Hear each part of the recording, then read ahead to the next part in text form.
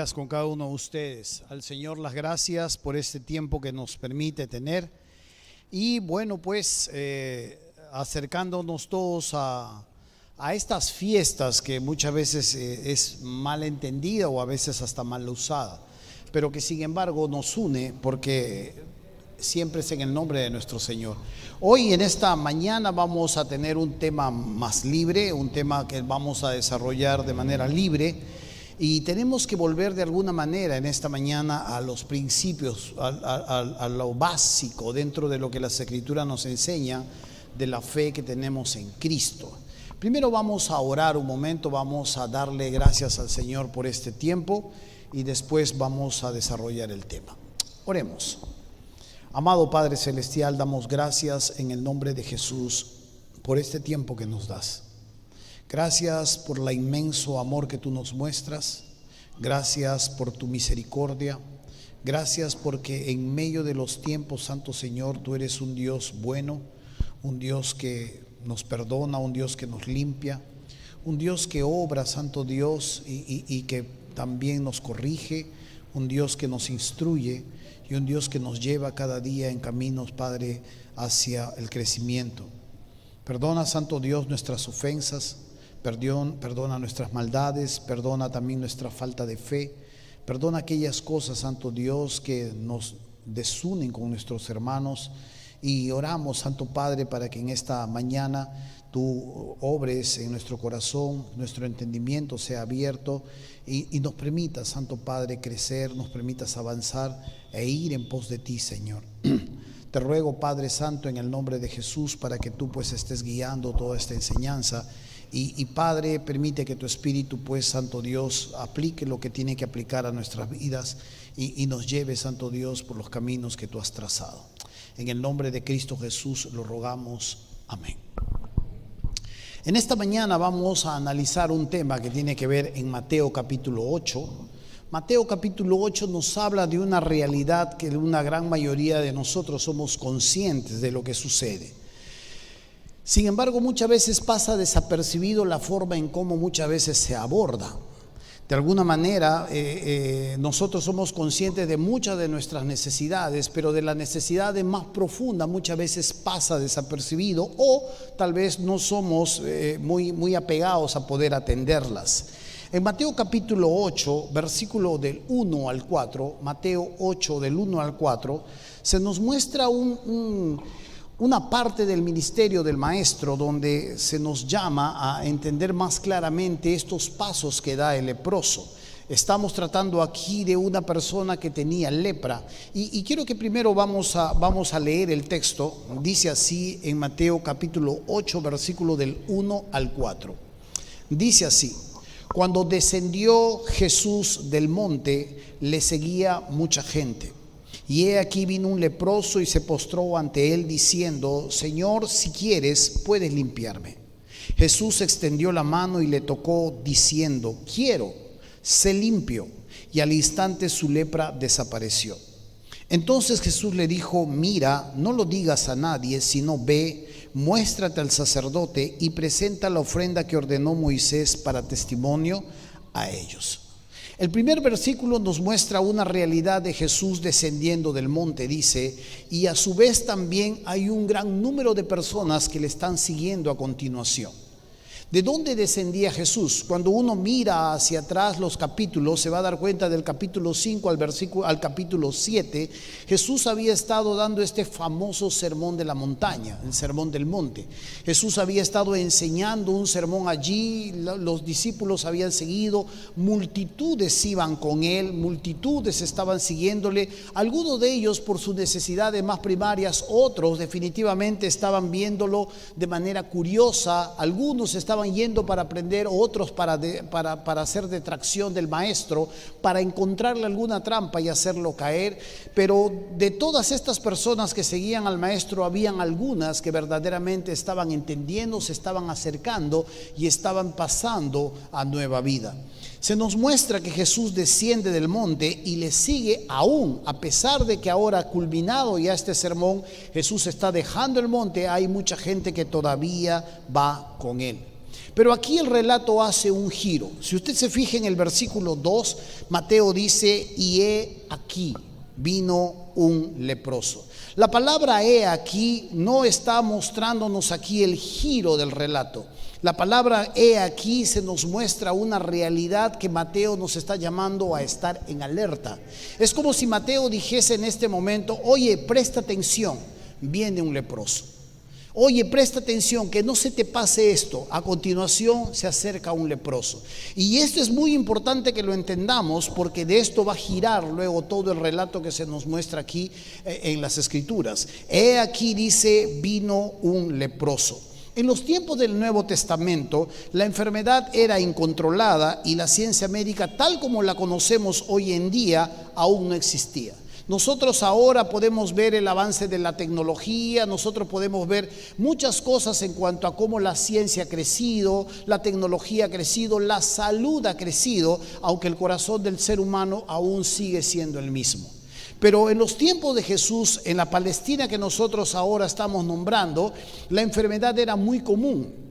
Y muchas veces estas pestes que abundaban en aquellos tiempos arrasaban no solamente aldeas enteras, sino también regiones enteras. Y la enfermedad, fuera fatal o no lo fuera, era algo que no se podía manejar, era algo que no era controlable. La ciencia, como le digo, no había avanzado tanto tiempo, tanto en sus descubrimientos. Las plagas, a veces, como le digo, avanzaban y arrasaban aldeas enteras. Y la sociedad en la que nosotros vivimos, el tiempo en el que nosotros nos desempeñamos, definitivamente es completamente distinto a como nosotros podríamos ver el ministerio sanador de Jesús. Era muy importante en los tiempos de Jesús este ministerio sanador, porque la gente tenía muy poca esperanza de vida. La gente podía sufrir de muchas cosas. Cuando usted mira el ministerio del maestro, no solamente está hablando de endemoniados, hay lunáticos, que podríamos hablar de esquizofrénicos, personas que tenían psicosis, hay personas que están con un mal en las piernas, retienen líquido, y hay diferentes tipos de enfermedades. Y como le digo, no había la atención sanitaria que en aquellos tiempos se exigía, o que en estos tiempos tenemos, la facilidad que tenemos. Entonces el ministerio de Jesús era muy confortador, muy esperanzador para todos aquellos que se acercaban buscando alivio a sus penas, buscando a sus dolores físicos, no solamente emocionales. Muy pocos estaban preocupados de sus necesidades espirituales. Sí, la gran mayoría estaba preocupado por sus necesidades económicas, del sustento, del vestido y del cuerpo. Entonces, cuando vemos aquí esta situación, Mateo presta atención, nos llama a la atención y nos muestra que se acerca un leproso. ¿Por qué estamos hablando de un leproso? Porque este leproso tiene todo un estigma sobre su cabeza. Cuando vemos aquí al maestro, él va a atender una gran realidad que se está dando. Los próximos 3 sanidades que Jesús va a hacer, lo va a hacer a personas que son excluidas en la sociedad. Son personas que no tienen una oportunidad, son personas que dentro de la sociedad judía no van a encontrar un asidero, no van a encontrar un crecimiento, no van a encontrar una oportunidad. Mateo aquí nos nombra lo primero, a un excluido social, un leproso. El relato va a continuar aquí en Mateo y nos va a mostrar a un gentil. El siervo de un gentil, de un centurión, está enfermo. Un gentil definitivamente también era un excluido dentro de la sociedad judía, ojo. Y luego nos va a mostrar a una mujer. Un leproso no podía acercarse. Un leproso tenía que estar a la distancia, no podía ser parte del pueblo, no podía estar entre su familia. Este bacilo de Hansen había causado ya enormes estragos dentro de la civilización humana. Cuando uno hace un rastreo se va a dar cuenta que 1500 años antes ya había causado grandes estragos. Usted lee los hechos de Eliseo, por ejemplo, o de Elías, va a encontrar estos relatos, estos rastros de la lepra. Y en Egipto causó enormes estragos. Y en diferentes naciones circundantes a los judíos, especialmente en los judíos, se asentó bastante la lepra. Los judíos tenían una ley ceremonial en la que ellos daban claramente prescrito qué teníamos que hacer en caso de que hubiera un leproso en la casa. Habían algunos pasos que se tenían que dar, habían algunas reacciones que se tenían que ejecutar, algunas limpiezas que se tenían que hacer de manera obligatoria. Pero cuando estamos viendo aquí, ya en los tiempos de Jesús, esta persona no tenía una oportunidad en la sociedad. La sociedad lo excluía. La sociedad no lo tenía en cuenta. Un leproso tenía que vivir en las cuevas, tenía que abandonar a su familia, tenía que excluirse de su familia, tenía que dejar su barrio, tenía que dejar su pueblo y emigrar hacia las cuevas. En las cuevas, si él estaba ahí y alguien iba en el camino por ahí cerca, el leproso tenía que gritar: inmundo, inmundo. Y al gritar inmundo, inmundo, la persona se tenía que tomar en cuenta que no podía acercarse. Tenían reglas estrictas de que un leproso no podías estar a unos tantos metros cerca de él. Y si hacía viento, a 50 metros como mínimo tenías que estar de una persona que poseía la lepra. Si esta persona, el leproso, no gritaba que era un inmundo, no gritaba, no alertaba, las personas que estaban pasando por ahí y de pronto se encontraban con él, tenían todo el derecho de agarrar piedras y matar a ese leproso. Este leproso no tenía oportunidad, era excluido dentro de lo que era la sociedad, pero lo vemos entre la muchedumbre, entre la gente que va a ir y va a buscar a Jesús. El otro milagro que nos muestra a continuación tiene que ver con el siervo de un centurión, un gentil. Los gentiles en la sociedad de Jesús eran vistos como perros. Ellos no tenían oportunidad de acercarse al maestro, no tenían oportunidad de ir al templo a adorar a Jehová. Había una pared intermedia que luego Pablo hace alusión en las cartas, la pared intermedia que dividía a los gentiles y a los judíos. Esta pared intermedia tenía un enorme letrero que advertía al gentil que cruzaba esta pared era digno de muerte y que se le podría apedrear. Recuerde que un gentil era todo tipo de nación que no fuera judía. Y cuando hablamos de la mujer que va a sanar, la suegra de Pedro, era una mujer que tenía fiebre y que Jesús va y la sana. La mujer era lo mismo. La mujer estaba excluida dentro de la sociedad. Dentro de las cosas importantes para el judío, dentro de todas las cosas importantes que tenía, el perro de la casa tenía más derecho que la propia mujer. Para que usted pueda entender.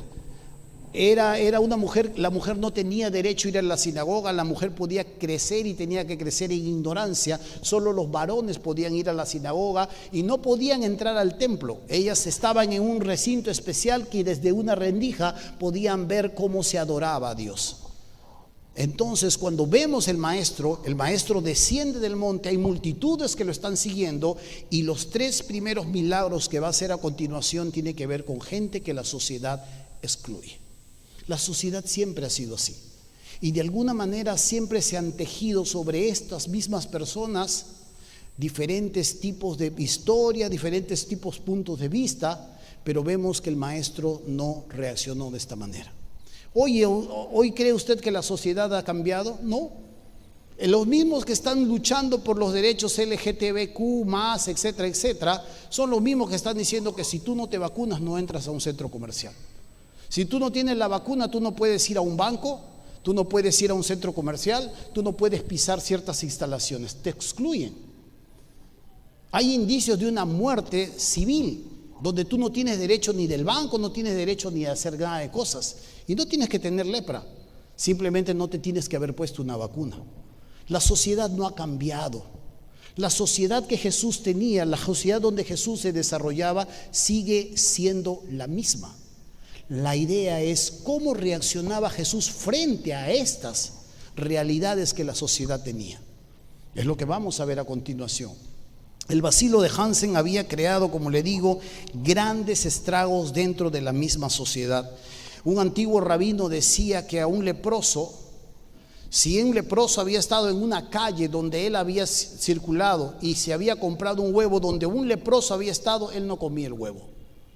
Un leproso tenía derecho, decía, a que sea matado, a que sea muerto a pedradas. Pero Jesús mostraba las cosas de manera contraria. El Evangelio de Juan nos muestra cómo Jesús, cansado del camino, se sienta en un pozo y hay una mujer adúltera, hay una mujer que está excluida por las demás, está sola en el pozo a una hora del día, en un pozo que no es el pozo del pueblo, sino afuera de la ciudad. Ella tiene que sacar agua ahí y el maestro no tiene ningún problema de sentarse con ella, pedirle agua y luego revelarle la identidad mesiánica que él tiene. La sociedad era una, el pueblo era otro, pero Jesús tenía una filosofía completamente contraria a lo que todo el mundo decía es correcto. Usted y yo tenemos que definir exactamente cómo vamos a desarrollarnos. Usted y yo vamos a definir sobre qué patrones vamos a vivir. Hace mucho tiempo me hicieron a mí este reto, hace mucho tiempo atrás, 18 años atrás, y me dijeron, cuando yo le estaba diciendo a mi consejero prematrimonial, yo le digo, pero me decía, no tengas hijos tan rápido, disfruta a tu esposa y después tengan hijos. Yo le digo, pero me estoy casando ya muy avanzado de edad, y cuando yo tenga hijos, le digo, la gente va a decir que yo soy el abuelito. Y él me dijo, desde ahora, antes de que tengas hijos y antes de que te cases, tú vas a tener que definir, me dijo, y lo recuerdo claramente, tú vas a tener que definir sobre qué patrones te vas a desenvolver, sobre qué patrones te vas a relacionar, sobre qué patrones vas a realizar tu vida, sobre lo que todo el mundo lo dice y parece normal o sobre lo que el Señor enseña. Fue un reto que me hicieron y hasta ahora yo recuerdo, porque nosotros vamos a tener que desarrollar una filosofía, un modus operandi, una manera en cómo nos relacionamos, una manera en cómo ejecutamos nuestras relaciones, nuestros negocios, de acuerdo a cómo todo el mundo lo hace y que parece tan normal, o de acuerdo a lo que el Señor nos establece de cómo debemos desarrollarnos. Y aquí vemos este relato y Jesús nos muestra a través de Mateo su accionar. Con ninguna de estas tres personas que eran excluidos de la sociedad, Jesús no tiene reparos de poder atenderlos si hay un elemento importante en ellos: fe. No tiene ningún reparo en ir, no tiene ningún reparo en atenderlos, porque recuerde que aún en su propio pueblo la gente no tenía fe y él no pudo ahí realizar muchos milagros. Pero es hermoso poder ver esta enorme relato que, aunque son solamente 4 versículos, nos va a sacar un sinnúmero de verdades a las cuales deberíamos ser atentos. ¿Qué estás buscando en el Señor? ¿Por qué te estás acercando al Señor? ¿Qué está sucediendo a lo largo de tu vida sobre lo cual estás buscando en el Señor? ¿Lo estás buscando de manera adecuada? No digo si te estás relacionando con el Señor, sino qué estás pidiendo al Dios. ¿De qué manera lo estás haciendo? ¿Cómo puedes encontrar respuesta de parte de Dios en su voluntad? ¿Cómo puedes decirle al Señor, mira Dios, esta es mi necesidad? ¿Qué elementos nos muestra el leproso? Porque hay 4 elementos muy importantes, de lo cual, si estás interesado, deberías prestar mucha atención. Hay 4 elementos muy importantes que se van a desarrollar a través de la interacción que tiene este leproso frente al Señor. Y aquí nos muestra cuánta oportunidad tenían estas personas dentro de la sociedad judía, el favor que ellos podían encontrar, la oportunidad que ellos podían encontrar en el sistema religioso, en el sistema social, era nula. El hecho de tener lepra ya no podía ni siquiera acercarse al pueblo, mucho menos al templo, donde se supone residía la presencia de Dios. Jesús desciende del monte después de darle una enseñanza extensiva a todo este pueblo, y una vez que baja, aún la gente sigue con él, con diferentes motivaciones, con diferentes ópticas, con diferentes misiones, sí, pero dentro de ellas brillan algunas personas, y una de estas personas que va a brillar y que va a encontrarse el maestro, definitivamente entendía claramente con quién estaba tratando. ¿Sabe? Nuestro Señor mostró compasión especial hacia aquellos a los que la sociedad mostraba un desprecio especial. La sociedad lo va a hacer así. Pero el Señor siempre irá más allá de lo que todo el mundo dice y hace. La lepra era aborrecida. Las personas que sufrían de lepra eran aborrecidas por 4 razones: porque era vergonzosa, porque era contagiosa, porque era mutilante y porque era incurable. Una persona que tenía lepra ya estaba marcado. Si en las paredes de su casa se encontraba lepra y en 7 días de eso no se sanaba, esa casa tenía que ser derrumbada. Se podían sacar los ladrillos donde había esos rasgos, pero si seguían, le tenían que derrumbar la casa y tenían que construir otra. Las personas que sufrían del bacilo de Hansen tenían enormes estragos dentro de su propio cuerpo. De 2 maneras la lepra crecía: de manera física, corporal.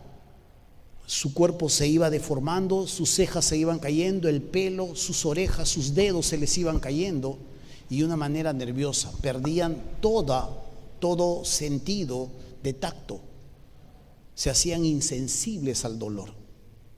Pero la lepra no nos quiere mostrar aquí Mateo, o Dios a través de su palabra, no nos quiere mostrar para que aprendamos mucho de la lepra, sino qué representa la lepra. La lepra representa claramente desde el Antiguo Testamento, cuando uno la mira, un símbolo del pecado. Que aunque su incubación dura 10 años para alguien que va a tener una lepra, es así de silenciosa. Poco a poco va creciendo, es intrusiva, y poco a poco va expandiéndose, es expansiva. Y poco a poco no solo se expande, sino a su vez te insensibiliza, hasta que has empezado a ver cuánto estrago ha hecho, no solo en ti, sino también en todos los que te rodean. Es cuán importante entender este mensaje a todos los que somos cristianos y aún a los que todavía no han tenido su confianza en Cristo. El pecado tarde o temprano nos va no solamente a seducir, sino que una vez que empezamos a prestarle atención, lo va a normalizar. Y una vez normalizado, va a empezar a expandirse completamente en todo nuestro ser y va a empezar a afectar a otras personas, ya no solamente a nosotros. Es momento a veces de reaccionar, es momento de hacer un alto en todo el camino o en las malas costumbres que probablemente son tan normales ahora para ti. Pero sabes, estas personas estaban completamente aisladas, eran completamente sacadas y sin ningún tipo de esperanza. Pero hay 4 elementos que quiero que usted vea. Hay 4 características que se muestran en este hombre y que lo vamos a ver solamente en el versículo 2. En el versículo 2, Dios le ha placido dejarnos ahí 4 verdades, 4 elementos que reúne este hombre para poder relacionarse y encontrar frente al Señor una respuesta a su necesidad. Versículo 2 dice: y he aquí, alerta, dice Mateo, he aquí vino un leproso y se postró ante él diciendo: Señor, si quieres, puedes limpiarme. Uno de los primeros elementos es que el leproso se acerca con confianza. Y de verdad debía tener mucha confianza. ¿De dónde salió este hombre? ¿Cómo se pudo colar dentro de la multitud? Este hombre no tenía esa oportunidad de hacerlo. Y entre todas las multitudes que seguían al maestro, allí este hombre se infiltró y se metió. Tenía que haber tenido una plena confianza hacia dónde se estaba dirigiendo y de quién lo iba a recibir y con quién se iba a encontrar. Y al ver que el maestro no se avergonzaba de él, él dejó de avergonzarse de sí mismo. Él empieza a tener confianza en el maestro, empieza a dejar de temer las represalias de ser apedreado o a ser reprendido por lo sumo. Y él empieza a acercarse claramente hacia el maestro y finalmente se queda frente a él. Se acerca con confianza. Cuando uno es cristiano, el Señor nos dice que debemos acercarnos con plena certidumbre. El Señor nos dice que debemos acercarnos confiadamente al trono de la gracia, para no solo encontrar gracia, sino oportuno socorro.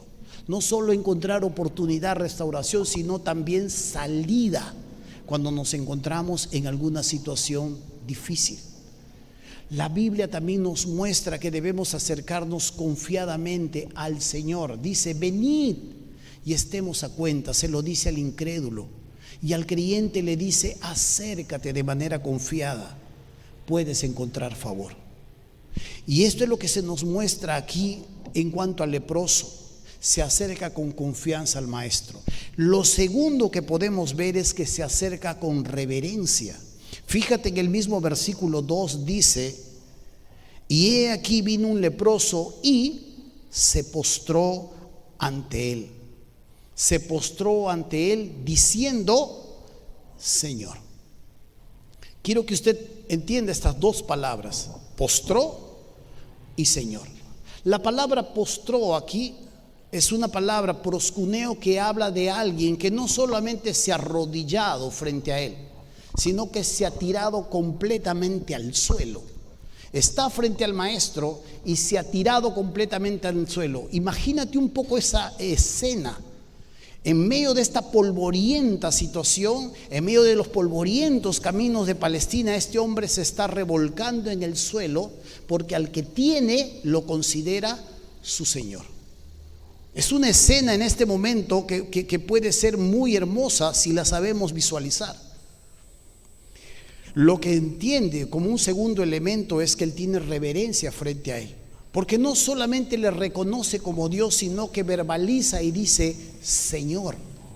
La palabra Señor entre los latinos nosotros la hemos reducido. Hemos hecho mucho reduccionismo de la palabra Señor. Yo le puedo decir, señor Capa, ¿cómo está usted? Buenas tardes. Señora Tabita, ¿qué tal? Pero la palabra Señor no es solamente para dar un respeto a una persona. La palabra Señor, tal como lo cita el Nuevo Testamento, tiene que ver con la palabra curión, que es amo, dueño, controlador. Cuando yo le digo al Señor, Señor, le estoy reconociendo su señorío sobre mí. Le estoy reconociendo que Él es mi dueño. No solamente me estoy refiriendo a Él como Dios, sino le estoy reconociendo de manera intrínseca que yo no soy mi propio dueño, que yo no puedo hacer nada por mí mismo, sino que Él es mi dueño. Y es por eso que a veces usted va a encontrar en Mateo capítulo 7 donde Jesús dice, ¿por qué me dices, Señor, Señor, dueño, dueño, si finalmente haces lo que te da la gana? Es contraproducente decirle Señor a Jesús cuando yo voy a hacer de mi vida lo que yo quiero. Es contraproducente decirle al Señor, tú eres mi amo, tú eres el que me controla, tú eres el que me posee, cuando al final yo hago con mi vida lo que mejor me pega la gana. Y este hombre pues se está acercando y que está ahora tirado en el suelo reconociéndolo como Dios, no solamente muestra a través de una acción, sino también lo verbaliza y le dice curión, Señor, Adonai. Lo reconoce como su Señor. Y este es uno de los elementos sobre los cuales Dios rige el universo. Ojo, y quiero que preste atención a esto. Los que estamos en Escuela de Siervos ya hemos aprendido esta verdad. Dios gobierna el universo a través de dos elementos claves: su exousia, autoridad, el Señor de todo, y su dunamis, su poder, que hace que sucedan las cosas. De donde parte la palabra dinamita, dunamis. Dios no solo tiene autoridad porque es el dueño, es el creador que posee todas las cosas, sino que a su vez tiene el otro brazo, el poder suficiente para crear el universo, para expandir, para decirle al mar aquí te quedas, para volver a la vida a un muerto. Tiene ese poder. Y esto es lo que nosotros debemos entender cuando entendemos acerca de cómo Dios gobierna. Dios gobierna este mundo y comparte su exousia, ojo, su autoridad con otros entes.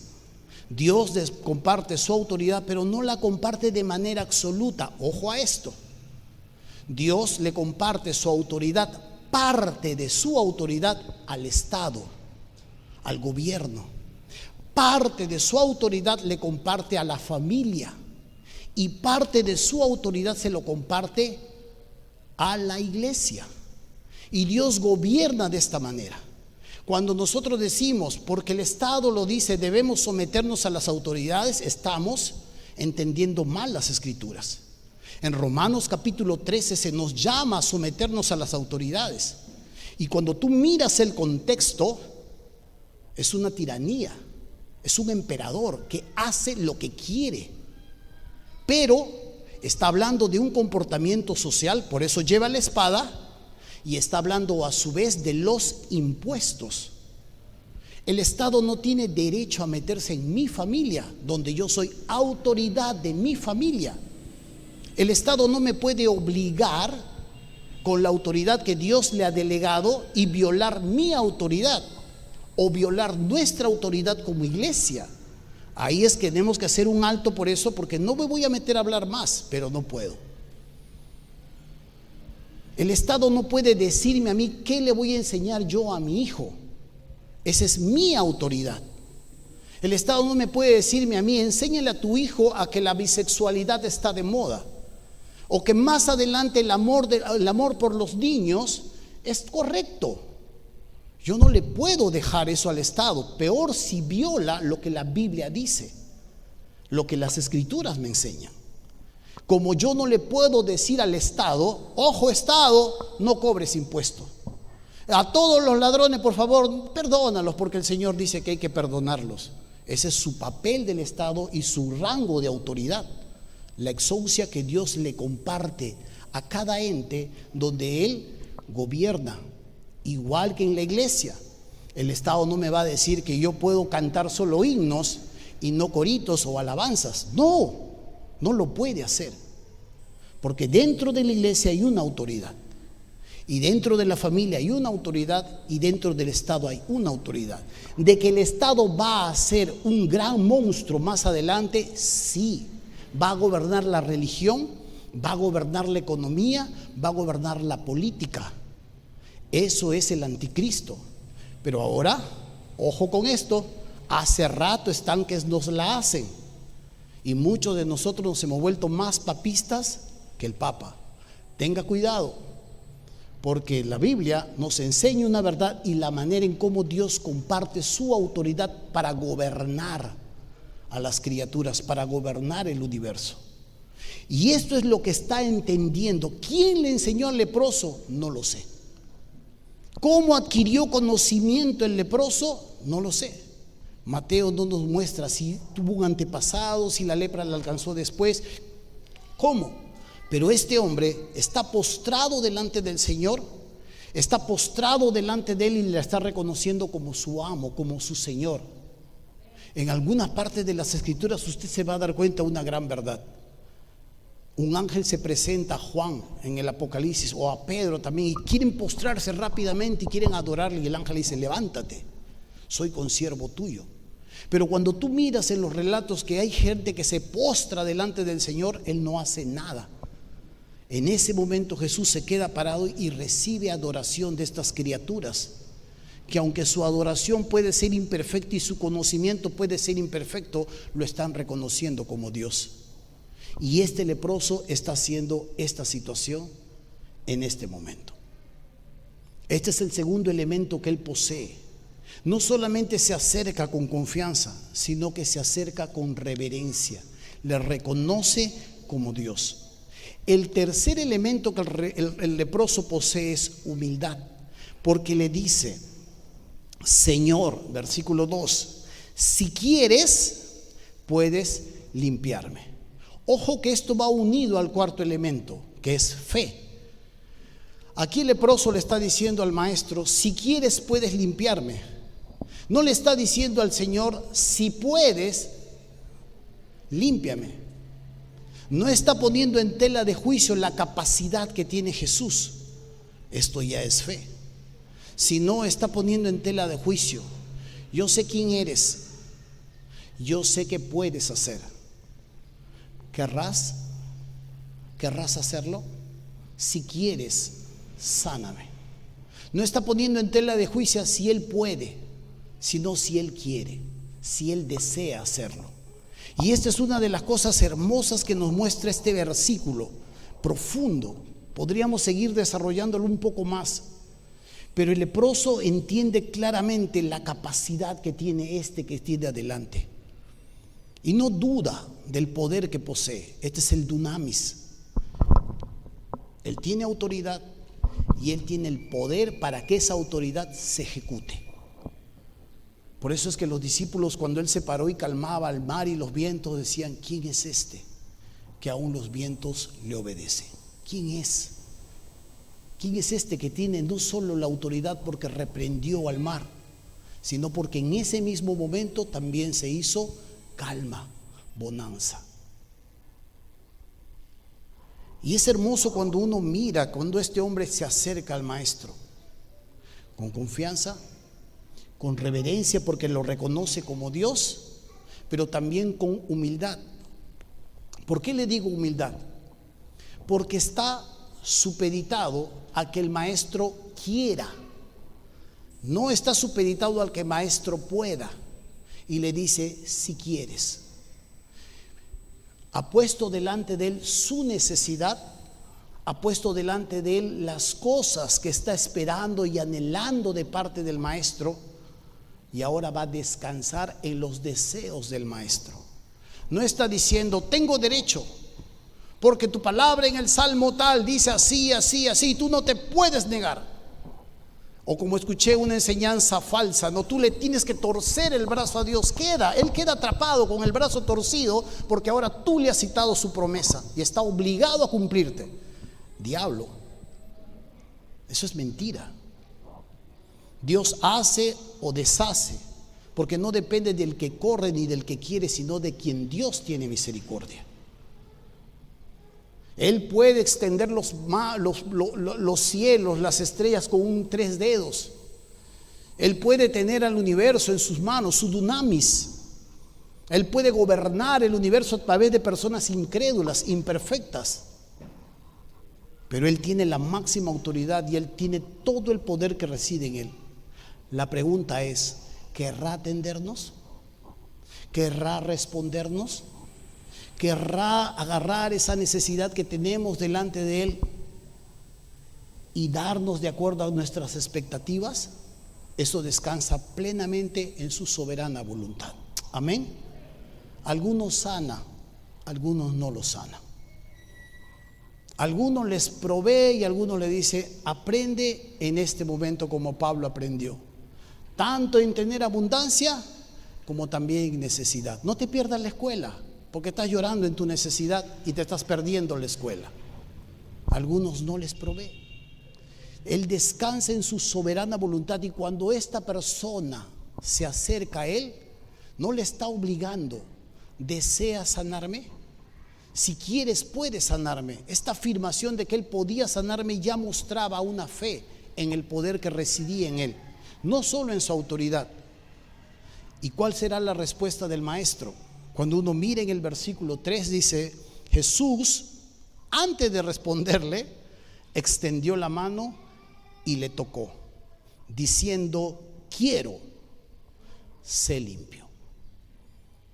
Jesús va más allá de lo que todos nosotros podríamos hacer, y nos muestra una enorme verdad también aquí. Jesús no toma distancia, porque si usted mira en el próximo relato, el siervo de un centurión está enfermo, y el centurión le dice: mi siervo está gravemente enfermo en la cama. Está bien, dice Jesús, yo iré y le sanaré. No, le dice. Le habla acerca de la autoridad del centurión y le dice: solo di la palabra y mi siervo va a sanar. Jesús se maravilla ante esa fe. Él podía decir eso como le dijo a Lázaro: Lázaro, ven fuera. No lo tocó. Sanó al siervo del centurión a la distancia. Anda. ¿Lo podía hacer así? Claro. La ley ceremonial decía que no podías tocar a un leproso, porque tú también te contaminabas, te hacías inmundo. Y nos muestra una hermosa figura del Mesías. Va, lo toca primero y después le expresa su deseo: sí quiero. Pero va más allá de lo que tú y yo haríamos. Va más allá. Sácate la mascarilla en pleno micro y tose un rato, vas a ver cómo todos se bajan. ¡Ah! el carro vacío se va a quedar. Jesús va más allá de lo que tú y yo queremos, lo que tú y yo estamos inclinados a hacer. Y descansa nuestra fe en su amor, descansa nuestra fe en su autoridad, descansa nuestra fe en su poder. Amén. Es lo que es. Él es así. Es amor. Es Dios. Una de las cosas que le preguntaban a Teresa de Calcuta, que habitaba entre muchos leprosos, le dijeron a Teresa de Calcuta: ¿cómo puedes vivir entre tantos leprosos? ¿Qué es lo que te motiva a hacer todo esto y estar entre todos estos leprosos? Y Teresa de Calcuta dijo: lo que a mí me motiva es que en cada leproso yo veo el rostro de Jesús, decía ella. Esa es mi motivación día a día. Y una de las cosas que mostramos, que se nos muestra aquí en cuanto al maestro, es que él va más allá de toda esta ley ceremonial. Sin embargo, no la inutiliza ni la viola. Porque si tú miras en el versículo 4, dice así: entonces Jesús le dijo: mira, no lo digas a nadie, sino ve, muéstrate al sacerdote y presenta la ofrenda que ordenó Moisés para testimonios a ellos.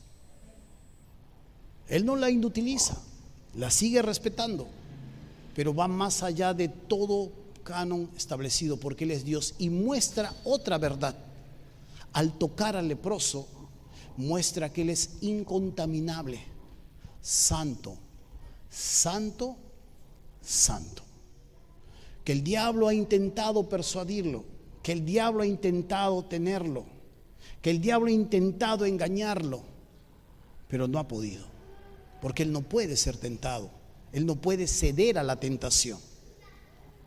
Y que aquí una enfermedad nunca tampoco podría con Él, porque Él no se puede contaminar. Toca al leproso y enseguida dice: la lepra se fue de donde estaba en el cuerpo de este hombre. El leproso se acercó con confianza porque creyó que Jesús era compasivo. Se acercó con reverencia porque creyó que Jesús era Dios. Se acercó con humildad porque creyó que Jesús era soberano. Si tú quieres, puedes sanarme. Y se acercó con fe porque creyó que Jesús tenía el poder suficiente para hacerlo. Amén. Esto nos tiene que enseñar o recordar, lo sabemos, completamente lo sabemos, pero a veces necesitamos recordar aquellas cosas que el maestro nos muestra. Recuerde, para ir terminando esta enseñanza, el mayor propósito del Señor no era limpiar las enfermedades, sino limpiar el pecado. Estas cruzadas de sanidad hacen énfasis en las enfermedades, en las sanidades, en que los muertos revivan y tiemblen y boten espuma y que haya todo un espectáculo. El énfasis de Jesús era limpiarnos o sanarnos completamente del pecado. Las cosas tienen que tomar su cauce correcto. Lo segundo, así como Cristo puede curar la lepra, también puede curar el pecado. Cuando se instala en nosotros el Espíritu Santo en nuestras vidas y empezamos nosotros a valernos no solo de sus instrucciones, sino de lo que dice la palabra, es un momento de crecimiento que no va a parar. Y aunque va accidentado, y aunque se encuentra con nuestras propias limitaciones, y aunque se encuentra con nuestros propios pecados, es un proceso de crecimiento que Dios va a producir a lo largo de nuestras vidas. No pierda esperanza. Y lo tercero, cuando un individuo arrepentido acude al Señor y busca de Él el perdón de sus pecados, es de la misma forma como el leproso acudió al maestro y encontró una respuesta a su necesidad. Jesús puede perdonar tu pecado, hayas hecho lo que hayas hecho, hayas abortado un hijo, hayas de alguna manera robado a alguien, hayas maltratado a tus padres, hayas hecho lo que hayas hecho. Dios, no hay mayor pecado que pueda sobrepasar su capacidad, su amor, su autoridad. No hay mayor juicio ni de hombre ni de diablo que pueda decir al Señor que ya no está saldado en la cruz del Calvario. Él puede limpiarte, Él puede perdonarte y Él puede sanarte. Amén. Recuerde por tanto esta enseñanza. Este leproso es la figura de un hombre pecador. Y aunque aquí vemos a este leproso encontrar del maestro la respuesta necesaria, hubieron 4 elementos muy importantes.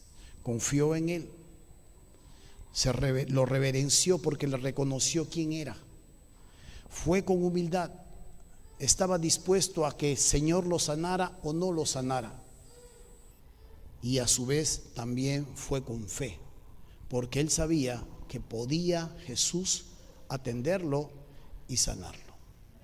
¿Cuál será la respuesta que usted le da a su maestro? No lo sé.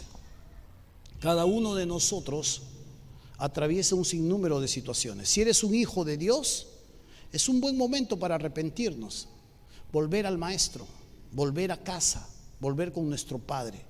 Solo el pecado nos aleja del Señor.